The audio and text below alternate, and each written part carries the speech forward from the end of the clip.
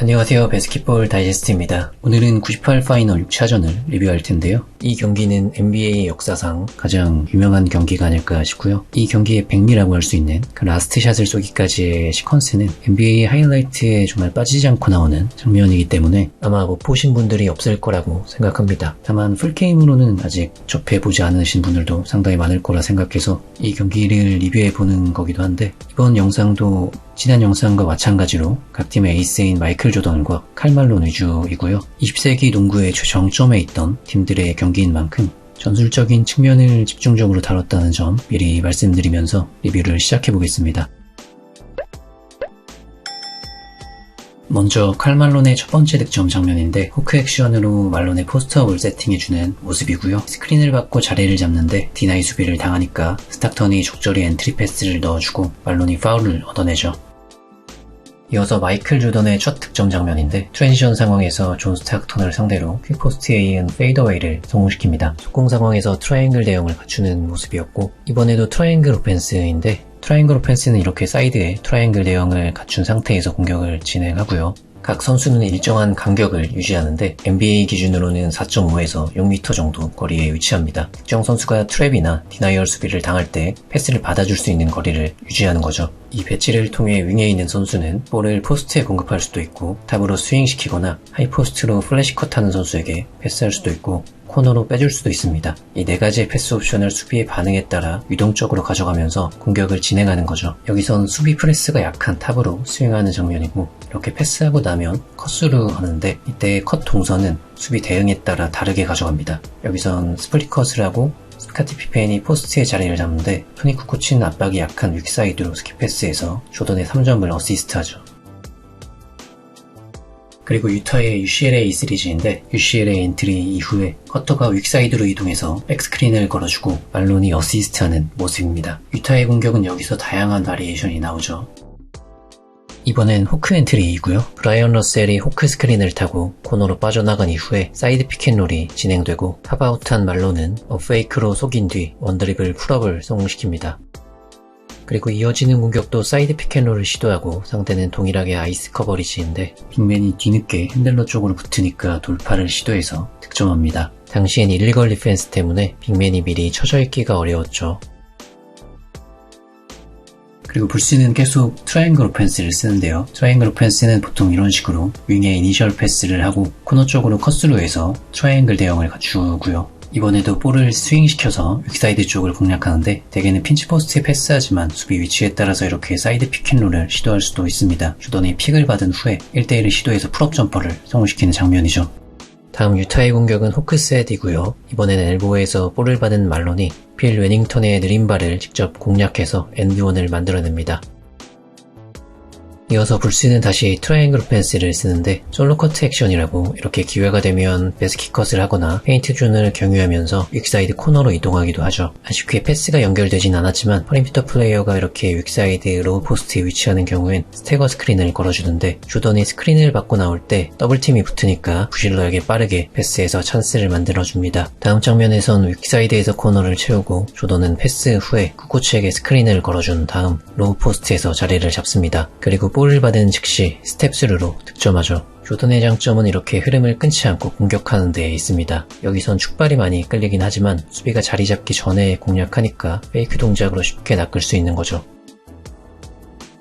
이어서 유타가 자주 사용하는 로우 포스트 플레이인데, 코너에서 엔트리 패스하고 베이스라인으로 컷스루 하면서 공간을 만들어주고 말론이 포스트업을 시도합니다. 여기서 야투를 놓치긴 하지만 리바운드를 잡아서 풋백 득점으로 마무리하죠. 그리고 불스의 공격인데, 쿠코치가 사이드 픽앤롤을 시도하고 조던은 로드맨의 플레어 스크린을 타면서 쿠코치의 패스를 받고 3점을 성공시킵니다. 다음 공격에선 로드맨이 계속 세깅을 당하니까 스크린을 걸어주려다가 공격 흐름이 끊겼는데, 조던이 기습적인 돌파를 시도해서 자유투를 얻어냅니다. 이번엔 조던이 핀치 포스트에 위치하는 상황인데, 이때 수비수가 강하게 압박하거나 디나이 하려고 하면 이런 식으로 기습적인 엘리웁을 노리죠. 이것도 보면 수비가 자리 잡기 전 타이밍을 노리는데, 조던은 공격 흐름을 너무나 영리하게 활용할 줄 아는 선수죠. 그리고 유타의 공격은 UCLA 엔트리로 시작하는데, 스탁턴이 UCLA 컷 후에 말론에게 다시 럽 스크린을 걸어주면서 바깥으로 빠지고 패스를 받은 다음에 더퀸하고 있는 말론에게 하이로우 패스를 연결합니다. 다음은 불스가 포스트 스플릿을 하는 장면인데 포스트 피드 후엔 코너나 이처럼 탑에 있는 선수에게 스크린을 걸어주면서 스플릿 액션을 하죠. 이렇게 조던이 3점을 성공시키는 장면이고 유타는 말론의 포스트업을 시도하죠. 패스 후에 스플릿 액션으로 주변 수비를 흔들어주는 와중에 말론은 특유의 턴어라운드 페이더웨이를 성공시킵니다. 이번엔 드리블 엔트리 후에 솔로커트 액션이고 반대편 포스트의 자리를 잡죠. 그리고 패스를 받은 다음에 바로 스윗 무브에 이은 원드리블 풀업을 성공시키는데 거의 인간의 범주를 넘어선 움직임이죠. 이 속도로 크게 중심 이동하면서 밸런스를 잡고 점퍼를 성공시키는 건 비슷하게 흉내내는 선수조차 없었다고 보고요. 다른 신체 능력이야 조던보다 뛰어난 선수도 덜어 있는데 마커 스텝을 포함한 트리플 스렛에서 보여주는 움직임은 조던에 근접한 선수가 없다고 봅니다. 이어서 유타의 공격은 백스크린을 받은 말론이 포스트에 자리를 잡고 수비의 반응을 본 다음에 윙에서 엔트리 패스를 넣어줍니다. 그리고 포스트 스플릿으로 연결해서 말론이 호너스에게 점퍼를 어시스트합니다. 다음 불스의 공격에선 조던이 백사이드 포스트의 위치에서 아이솔레이션을 시도하는데 오픈해 놓인 로나퍼를 놓치긴 하지만 시그니처 무브인 턴어라운드 페이더웨이로 득점에 성공하죠. 그리고 유타는 다시 포스트 스플릿을 시도하는데 이번엔 스탁턴이 기습적인 슬립으로 쇄도하고 말론이 어시스트하는 장면입니다. 이어서 유타의 전반 마지막 공격은 백도어 컷하는 러셀에게 말론이 절묘한 패스를 어시스트하면서 마무리되고요. 후반전 말론의 첫 번째 득점은 크로스 스크린을 받고 로우포스트에서 자리를 잡은 후에 페이스업으로 전환해서 롱리를 손쉽게 제쳐내며 레이업으로 만들어집니다. 이어서 조던은 볼 스크린을 받은 후에 풀업 점퍼를 성공시키고 다시 시카고의 공격에선 블라인드 픽 액션을 시작으로 스트롱 사이드에 있던 스카트 피펜이 시카고 액션으로 볼을 받고 로우포스트에 있는 조던에게 볼을 투입합니다. 여기서 조던은 더블팀이 붙여 리포스트하고 다시 볼을 받은 즉시 페이크와 쉬미 무브에 이은 페이더웨이를 성공시키죠. 이번엔 유타가 호크 액션을 시도하는데 로드맨이 말론을 디나이 수비로 막자 말론이 백도어 컷을 하고 스탁턴의 패스를 받으면서 자유투를 얻어냅니다. 이어서 유타는 반대편 사이드에서 호크 액션을 시도하고 말론이 호크 컷으로 포스트에 자리 잡은 후에 스플릿 컷하는 호너스에게 어시스트하죠. 다음 시카고의 공격에선 스플릿 액션으로 조던이 볼을 받고 사이드를 비운 다음에 아이솔레이션을 시도합니다. 여기서 조던은 헤지테이션 드리블에 이은 돌파로 자유투를 얻어내죠. 이번엔 핀치포스트에서의 피스톨 액션인데 조던이 킵 액션 후에 스크린을 리젝트하면서 돌파로 자유투를 얻어냅니다. 이후에도 불스는 핀치포스트 액션을 씁니다. 피스톨 액션 후에 다시 받은 다음에 로드스텝에 이은 돌파로 자유투를 얻어내죠. 다음 장면에선 스윙 패스가 막히니까 조던이 블라인드 픽 액션으로 직접 볼을 받는데 불스는 계속 조던의 아이솔레이션에 의존합니다. 여기선 풀업 점퍼로 마무리하죠. 그리고 유타는 말론을 활용한 포스트 스플릿을 시도하는데요. 크리스 모리스가 코너 엔트리 이후에 베이스라인을 타고 핸드오프를 받으면서 레이업을 성공시키죠. 이어지는 불스의 공격에선 피펜이 조던에게 이니셜 패스 후에 솔로컷을 하고 조던은 스크린을 리젝트하면서 돌파로 자유투를 얻어냅니다. 다음엔 유타가 더블 플로피 액션을 시도하고 로드맨의 시선이 뺏긴 틈에 스탁턴이 말론에게 패스하면서 자유투를 얻어냅니다. 그리고 제프 호너스에게 실패한 슛을 말론이 다시 리바운드하고 스위치가 되지 않은 틈을 미드레인지 점퍼로 공략하죠. 이제 경기는 클러치 타임으로 접어드는데 이후엔 로나퍼가 샤클락이 종료되고 던진 슛이 득점으로 인정되며 경기는 동점이 되지만 브라이언 러셀이 돌파로 얻어낸 자유투를 모두 성공시키며 다시 유타가 2점 차로 앞서갑니다. 이어지는 불스의 공격에선 조던의 슛이 빗나가며 호너스에게 리바운드를 하지만 속공을 노리기 위해 패스한 볼을 조던이 다시 스틸하면서 공격권은 다시 불스에게 넘어가죠. 그러나 스탁턴의 절묘한 위치 선정으로 로드맨이 공격자 파울을 범하면서 불스의 공격은 실패로 돌아가고 유타는 타임아웃을 부릅니다. 이렇게 2분 47초를 남기고 81대 79 2점 앞선 상황에서 유타의 공격이 시작되는데 말론이 스크린 아래로 이동하는 수비를 보고 픽앤롤로 전환하자 피펜은 빠르게 스위치하죠. 하지만 두 수비수가 스탁턴에게 붙으면서 오픈된 상황에 놓인 말론이 미드레인지 점퍼를 성공시킵니다. 이렇게 4점 차로 뒤지게 된 상황에서 조던이 베이스라인 돌파로 자유투를 얻어내고 2구를 모두 성공시키며 점수를 다시 2점 차로 좁히죠. 이어서 유타와 시카고의 공격이 연달아 실패로 돌아가고 유타는 다음 공격마저 실패하며 기회는 불스에게 넘어갑니다. 그리고 리바운드를 잡은 조던은 코트를 넘어가서 1대1을 시도하고 베이스라인 돌파로 자유투를 얻어내며 이골을 모두 성공시키죠. 이렇게 동점이 된 상황에서 유타는 계속해서 호크 시리즈로 공격합니다. 이번엔 말론이 픽을 서주지 않고 포스트에 자리를 잡는데 시카고가 더블팀을 시도하자 스킵패스로 빼주면서 스타턴의 3점을 어시스트합니다. 이렇게 경기 시간이 41초 남은 상황에서 유타가 3점 차로 앞서게 되고 시카고는 타임아웃을 부르죠. 타임아웃 이후 불스는 공간을 확보하면서 탑에서 조던의 아이솔레이션을 세팅해주고 조던은 빠르게 돌파에 이은 레이업을 성공시키며 4초 만에 득점에 성공합니다. 이로써 유타가 한 점 차 앞선 채로 공격권을 가져가는데 이번엔 호크 엔트리가 아니라 크로스 스크린으로 말론에게 포스트업을 세팅해주죠. 그런데 조던이 여기서 코너스색을 따라가지 않고 엔트리 패스가 들어가는 타이밍을 노려서 스틸을 성공합니다. 그리고 직접 볼을 들고 코트를 넘어간 조던은 사이드에 자리를 잡고 브라이언 러셀을 상대로 아이솔레이션을 시도해서 경기 시간 5.2초를 남기고 미드레인지 점퍼를 성공시키며 경기를 역전시킵니다. 이후에 유타는 타임아웃을 부르고 마지막 공격을 시도하지만 스타턴이 정면에서 시도한 3점이 빗나가면서 경기는 시카고의 승리로 마무리되죠. 이로써 시카고 불스는 프랜차이즈 통산 6번째 우승이자 2번째 3피스를 달성하게 됩니다. 모두 조던 시대에 이루어진 기록이죠. 양 팀의 최종 점수와 두 선수의 스탯인데 칼 말론은 충분히 제목 이상의 모습을 보여줬습니다. 마지막에 스틸 당한 것도 마이클 조던의 과감한 판단력이 좋았던 거지 말론의 잘못이라고 보긴 어렵고요. 이 경기에서 결정적인 샤클라고심이 2번 나오는데 그것만 아니었어도 7차전까지 갔을 확률이 높죠. 스타턴이 부진한 와중에 에이스 역할을 완벽히 수행해줬다고 할 수 있고 조던도 스카티 피펜이 라커룸을 들락날락할 정도로 몸 상태가 정상이 아닌 상황에서 팀 득점의 절반 이상을 책임지며 에이스다운 모습을 보여줬습니다.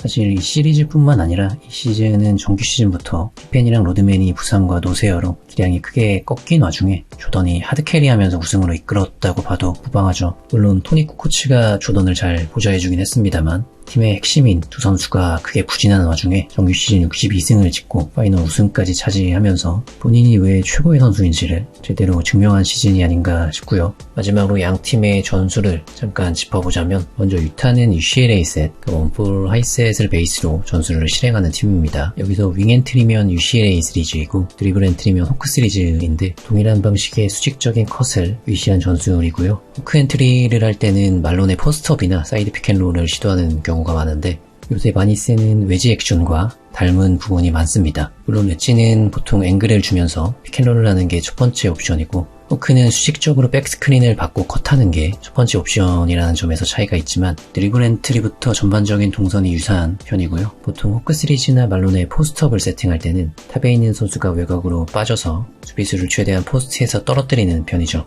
그리고 UCLA 엔트리일 경우엔 말론이 엘보에서 볼을 받는 경우가 많습니다. 이후에 커터가 윅사이드로 이동해서 백스크린을 걸어주는데 이 액션을 유타 액션이라고 하고요. 이 전술은 다양한 파생 옵션을 갖는데 커터가 윅사이드에서 플렉스 액션이나 스태거 스크린을 받고 외곽을 노릴 수도 있고 말론에게 다시 럽 스크린을 걸어주면서 포스트업을 세팅해줄 수도 있습니다. 이게 후에는 플렉스 오펜스와 융화되면서 제리 슬론의 시스템이 한 번 더 진화하게 되죠.